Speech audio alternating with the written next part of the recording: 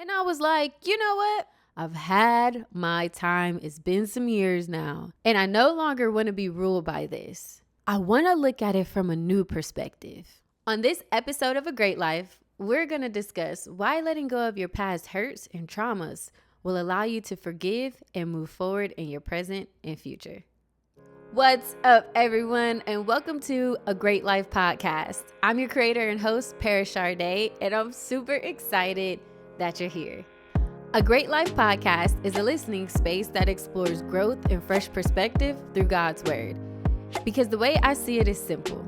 The process is always the same. It just looks a little different based on where you are, what you know, and what you got. But regardless of it all, you deserve to live a great life. So welcome.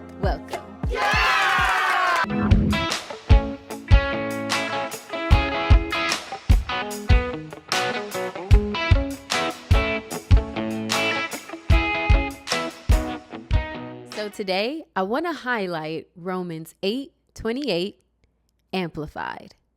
And it reads, "And we know with great confidence that God, who is deeply concerned about us, causes all things to work together as a plan for good, for those who love God, to those who are called according to his plan and purpose." So today, I want to encourage you to not let your hurt hold you back.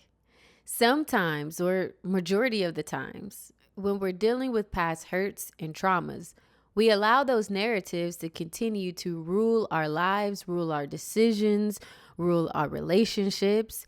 They may even keep you from moving forward in your dreams, your aspirations, or even just being your full, personable, amazing self.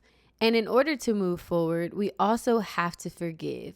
Sometimes moving forward is simply forgiving yourself, forgiving those who have hurt you, or simply just being fed up with the narrative being the same thing over and over and over again. What I mean by this is recently I was in a conversation with a group of comrades, and we were talking about our relationships with our parents and how in some of our cases, our childhoods weren't exactly roses and green pastures.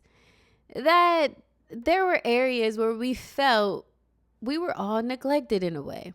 And while the bulk of us were able to find forgiveness and move forward, there were others who were still stuck in the narrative that no, their mother or father could have been there in a better form or fashion, that they weren't willing to forgive or move forward.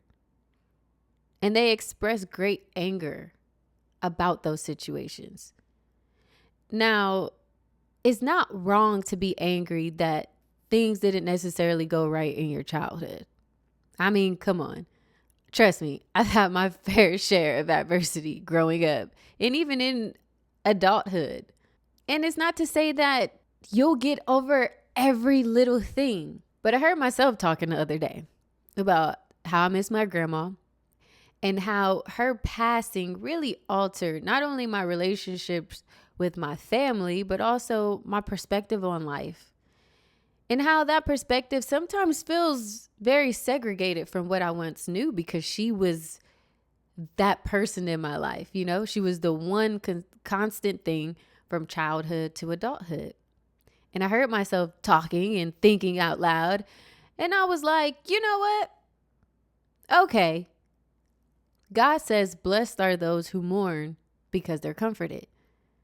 But he also says, all things are working for my good.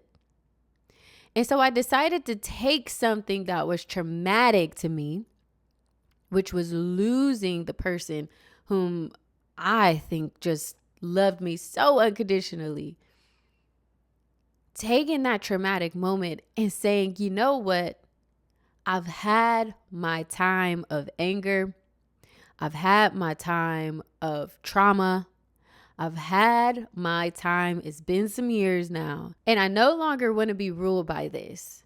I want to look at it from a new perspective. I want to look at it from a bird's eye view. My name is Paris. I was born and raised in Columbus, Ohio. And in my early 30s, I would lose my grandma, my best friend. And that would be a very sad time for me. But I would learn, I would grow, and I would mold into a new person because the person I was used to having all the time was no longer there. And I would hold on to her memory and everything she taught me so that her legacy lives on through me, but also so that I can move forward and take all of her wisdom that she passed on, all of her sacrifices that she passed on, and use it to elevate not only myself, but my family and those who come after me and those watching this podcast. I don't know if any of that makes sense, but what I'm saying is at some point, your hurts and your traumas can't be your conversation. You have to decide that you no longer want to be ruled by them. That yes, you have learned from them, but they are simply a part of your story, but they're not the end of your story. They don't have to dictate where you go in your story or your life. They don't have to dictate what you do anymore at all, because God says that all things are working for the greater good of you. And because we are children of the Most High, that means sometimes we have to step outside of our story and look at it from a bird's eye view. Because when God says all things are working for the greater good of you, He means it. So even what feels like a tragedy or is a tragedy is also a learning experience, a growing experience. Jesus died on the cross so that we were no longer ruled by the darkness of this world. So if something traumatic is holding you back or is consistently a part of your conversation, then today is your reminder or nudge in the right direction to go ahead and start moving forward from it. You can change your narrative. You can decide that this is something that is simply a part of your story, because all things are working. Think of it like this. Every year, somewhere in Africa, there are fires. And those fires put minerals up into the sky. And the clouds take those minerals across the earth and drop them in like the rainforest or something. And those minerals go back into the earth in another region where all these green, lush, beautiful plants and fruits will grow. And those fruits and plants feed the local ants and insects and animals, and the bees come and they pollinate those plants, and it is a continuous, deeply intricate cycle. But what I'm saying is God first created the heaven and the earth. So sometimes when we look at our situations and our stories, we can go back to basics. How does the earth work? How does nature work? Because in nature, everyone has a very intricate positioning. And we're a part of that creation. So in our lives, when something bad happens, or a fire, in the earth's case, a fire, in our case, trauma,